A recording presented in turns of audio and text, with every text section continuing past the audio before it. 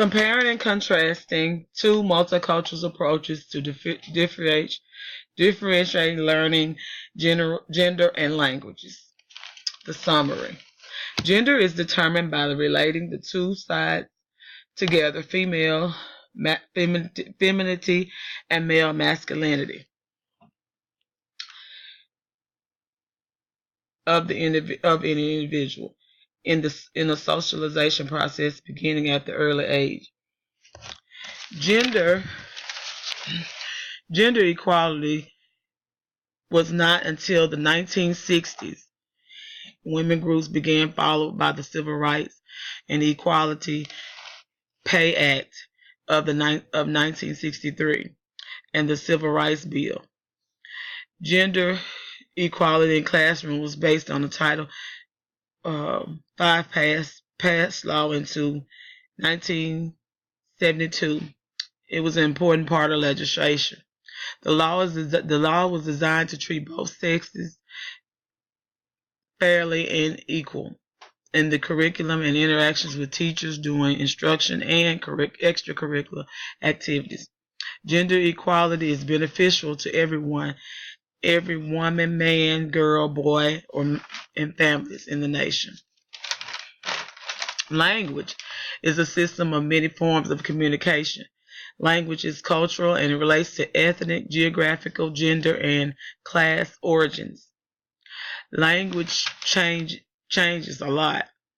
Two forms discussed were nonverbal communications, second language acquisitions, and instructional language learners. In comparison to gender and language, they both are very essential parts of the classroom.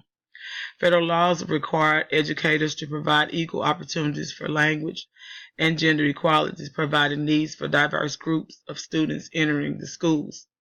They both ensure curricula and interactions with teachers and instructional activities. The difference between gender and language. Oh wait, there's one more similarity. They both have laws. Both have laws that are put in place by the government to ensure that justice and equality for all Americans. The differences between gender and language.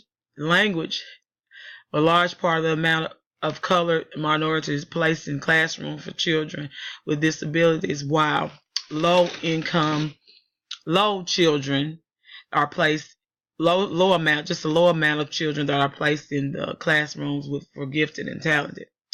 Gender requires reading and instructionals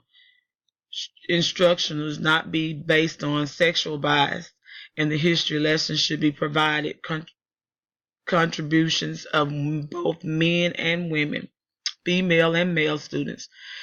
They also share leadership activities and classroom discussions in groups. And that is my